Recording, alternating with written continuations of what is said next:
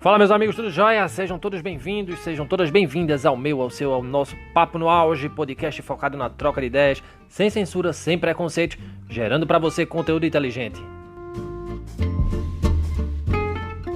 E nesse primeiro episódio de nosso grande debutar, trazemos para esse Papo no Auge Juliana Câmara, turismóloga de formação e pedagoga por vocação. Juliana tem TDAH, tema da conversa de hoje. E antes de abordarmos esse assunto, vale frisar que nossa convidada foi sensação na última semana na internet, virou meme após cair da cadeira durante aula online ministrada aos seus alunos do 5º ano do ensino fundamental. Juliana, dá meia volta nessa tua cadeira. Olha como eu vou ficar. Se eu der meia volta. Caí! Tia, tá bem aí? Bem, tô bem. Mentira. Eu tô bem, Tudo tchau. bem, tia? Não aconteceu nada, só Posta no YouTube, tia, já que tava gravando. Vídeo cacetado.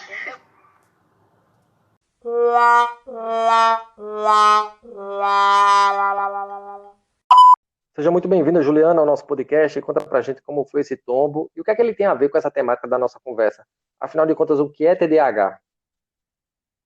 Olá, Saulo, muito obrigada pelo convite, né? Então, esse assunto foi um assunto bem discutido essa semana, né? O do tombo, né? Inicialmente falando, porque foi uma situação bem inusitada. Eu sou professora do 5º ano, eu estava dando minha aula online, que estava sendo gravada, inclusive, no meio da aula, usando um exemplo, né? Acabei caindo.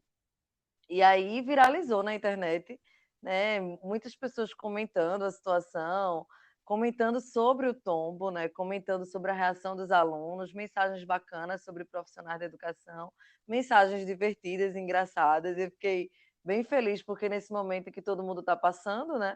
Eu acho que humor nunca é demais, né? Para ajudar a seguir esses dias. E o que é que isso tem a ver com a temática de hoje, que é justamente TDAH?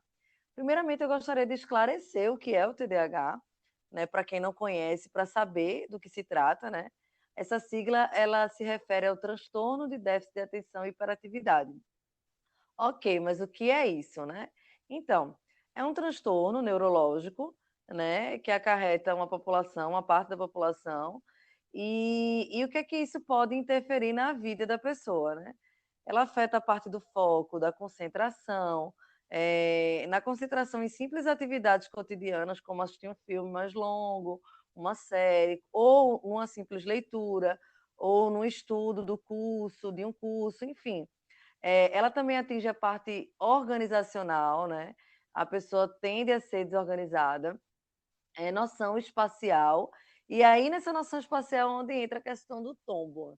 Eu tenho TDAH, né? E os meus amigos já me conhecem por ser desastrada, por bater nos cantos, por cair, né? E que isso é uma característica normalmente de quem tem, justamente pela falta de concentração e foco no que está fazendo e pela noção espacial.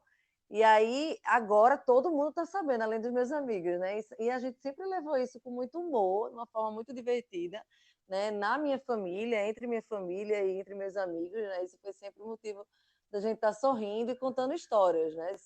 Essa questão de quedas, de tombos, me gerou histórias, assim, muito engraçadas que a gente conta até hoje entre familiares e amigos.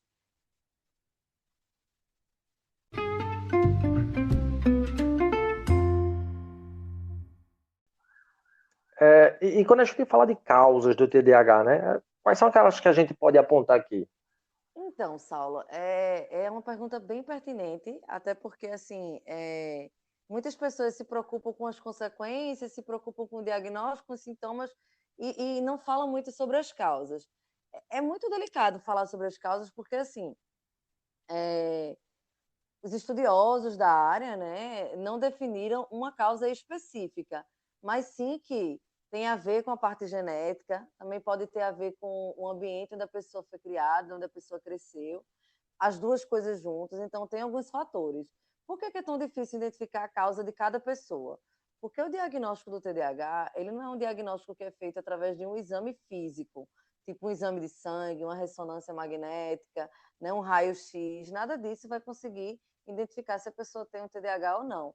é um exame comportamental, como alguns outros transtornos também, e como algumas patologias, como o próprio autismo, por exemplo, ele é 100% comportamental.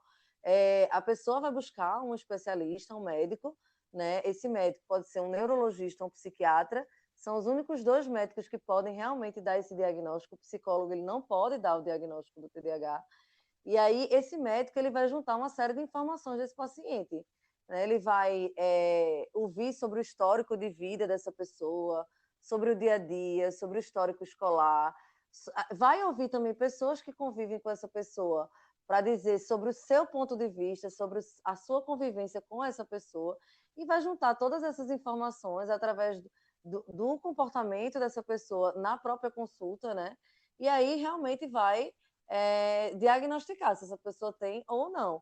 Então, é um conjunto de fatores, são um conjunto de sintomas que vai fazer com que esse especialista ele identifique se essa pessoa tem TDAH ou não.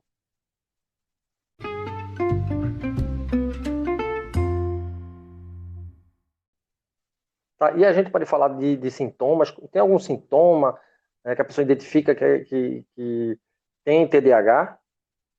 Então, eu costumo dizer que são conjuntos de sintomas. Por que é tão delicado a gente falar sobre isso? Porque às vezes uma pessoa que não tem um transtorno, aí pelo fato de que está tendo uma dificuldade de concentração, muitas vezes até pelo momento que está passando, às vezes está com uma certa ansiedade, ou está passando uma situação em que não está conseguindo focar e concentrar em outra coisa e já acha que pode ter esse transtorno. Então, assim, não é assim, né? Não é simplesmente sentir uma dificuldade em focar em determinada situação e que já pode ter o TDAH. O TDAH, ele é elaborado, né? Ele é diagnosticado com esse conjunto de sintomas. Que vamos lá, vamos falar alguns aqui para que a gente possa conseguir entender um pouquinho mais sobre a pessoa que passa por esse transtorno, a pessoa que tem esse transtorno e passa com esses sintomas, né? Por esses sintomas. Como eu falei, a dificuldade em focar e a concentração em atividades simples, né, cotidianas, como assistir um filme, uma série, a leitura de um livro, né? Em concluir algumas tarefas, né? Normalmente a pessoa que tem TDAH, ela deixa muitas tarefas pela metade, ela não consegue concluir muitas tarefas. A parte organizacional, tanto da sua vida profissional como da sua vida social, e a organização da casa, né? De documentos, a organização em relação a pagamentos, né? Quando a gente fala de pessoas adultas, né? E aí essa questão de você organizar, de criar um cronograma, de criar uma rotina, é muito difícil para uma pessoa que tem TDAH, porque a parte onde fica localizado esse transtorno no nosso cérebro é na parte do lobo frontal, que é justamente a parte que é responsável pelo equilíbrio, e aí está a questão do desastre, né? Do tombo, né? Porque o equilíbrio ele também faz parte. A questão da noção espacial, né? A questão da organização, noção de direção, a concentração e também alguns aspectos emocionais, né? Por exemplo, uma pessoa que tem TDAH, ela tende a ser uma pessoa mais impulsiva, ela não pensa muito no que ela vai falar, ela responde, ela age de maneira impulsiva, ela pode ter o seu emocional em muitas situações desequilibrado, né? Ele não é de uma maneira equilibrada. E daí, muita gente que tem o TDAH, ele pode desencadear uma ansiedade, ela tá normalmente, ela faz parte, né? Não quer dizer que todo mundo que tem TDAH seja ansioso, mas, assim, todos nós temos ansiedade, né? A gente tem uma dosagem, né, no nosso organismo. Mas a pessoa que tem TDAH, ela tem uma ansiedade um pouco mais aflorada. E muitas vezes é necessário ter um acompanhamento medicamentoso para poder conseguir controlar essa ansiedade que não interfira nas decisões, nas tomadas de decisões, né, no dia a dia, enfim. Esses são alguns dos principais sintomas, tá? Mas, assim, existem pessoas que têm mais alguns e tem pessoas que têm mais outros sintomas. Então, tudo isso o médico ele vai observar. E tem a hiperatividade aí também presente. E o que é que quer dizer a hiperatividade? Uma pessoa que realmente ela não para, a sua cabeça ela fica funcionando o tempo inteiro. Então, muitas vezes tem dificuldade até de dormir, porque as ideias estão lá funcionando o tempo inteiro na sua cabeça. E aí é onde está uma parte positiva, né? A maioria das pessoas que têm TDAH, elas são criativas, né? São pessoas que buscam alternativas diferentes do convencional. Então, isso é muito legal, né? Esse lado é muito interessante para ser usado, por exemplo, na parte profissional.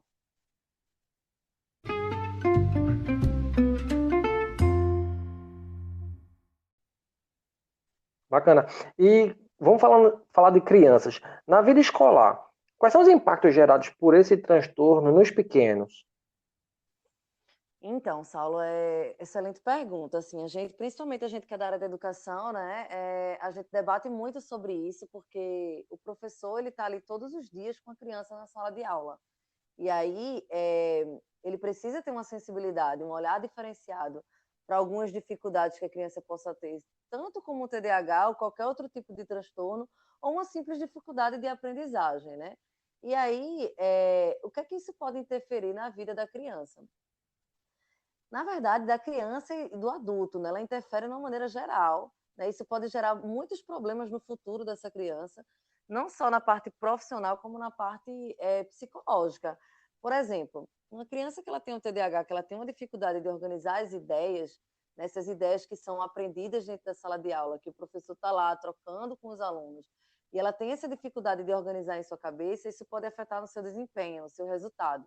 Afetando o seu resultado, se essa criança ela não tiver um apoio familiar ou a família ela não tiver informação sobre esse assunto, pode gerar uma cobrança muito maior, né? E essa criança ela começa a achar que ela não é capaz, que ela não tem potencial, e aí afeta sua autoestima. Afetando sua autoestima, ela deixa de acreditar nela mesma, e aí ela não vai ter mais aquela força para estudar, ela não vai ter mais aquela motivação. E aí é só um bolo de neve, né? A gente costuma dizer que uma coisa vai levando a outra. Então, ela já se sente frustrada porque ela não consegue concentrar.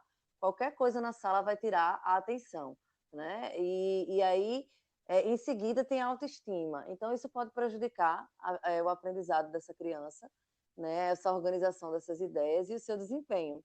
E isso, se for de uma forma acumulativa, né? A criança ela pode perder momentos importantíssimos do ensino por causa justamente de não conseguir focar ou concentrar no que está sendo colocado ali dentro da sala de aula. E aí é onde está o olhar diferenciado do professor, né? Porque o professor ele não pode dar um diagnóstico, mas ele identificando isso, ele pode procurar a família, orientar a família a procurar especialistas, né? Para poder ajudar essa criança. Essa criança ela vai estar sofrendo, né? Ela está sofrendo por não conseguir alcançar, por achar que ela não tem a capacidade igual aos outros colegas, né? E se diminuir por conta disso. Às vezes ela sofre até bullying dentro da sala por conta disso. Então, assim, é algo muito sério e precisa realmente ter uma atenção direcionada para isso, entendeu? Para esse tratamento, para a busca desse tratamento.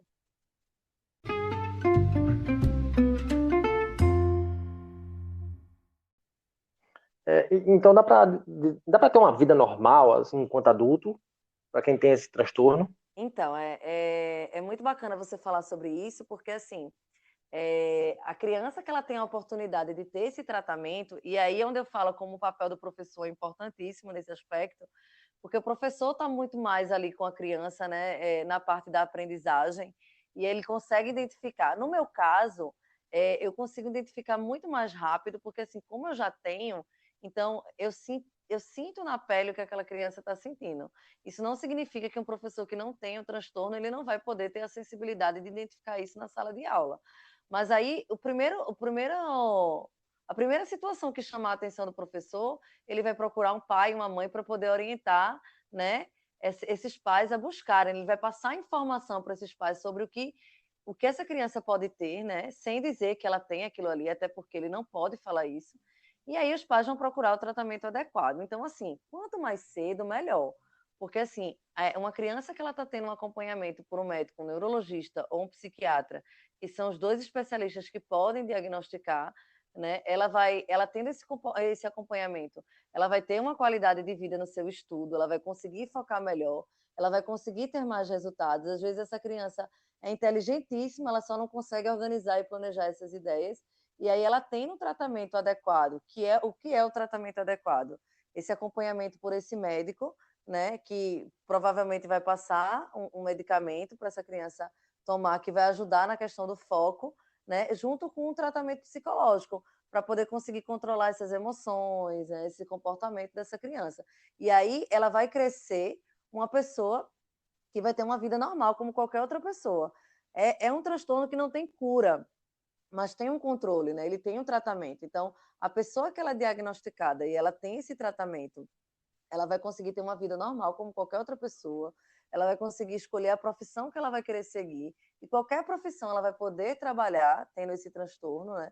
Apesar de que ainda existe muito preconceito por muita gente que não conhece sobre a temática, mas assim, hoje a gente pode constatar que existe muita gente na sociedade que pode ter o transtorno e nunca foi diagnosticado, e passa uma vida inteira se frustrando, tendo problemas, né? Não conseguindo concluir tarefas, não conseguindo concluir cursos, tendo dúvidas nas profissões a seguir, e aí se torna uma pessoa infeliz, e isso pode desencadear uma depressão e uma série de outros problemas.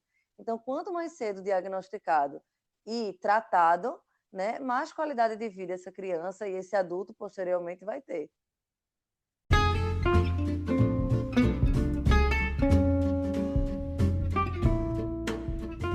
Juliana, foi um prazer estar contigo aqui nesse papo. Te agradeço pela conversa e pelos esclarecimentos aqui disponibilizados. Valeu demais por essa troca de ideias.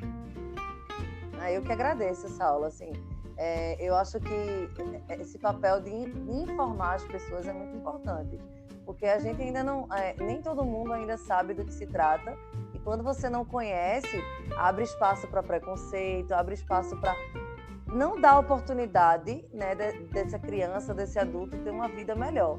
Então, quanto mais informações a gente fala a respeito, eu acho que mais pessoas a gente consegue alcançar e ajudá-las, né, consequentemente. Então, eu que agradeço esse espaço aqui por poder falar um pouquinho sobre esse assunto.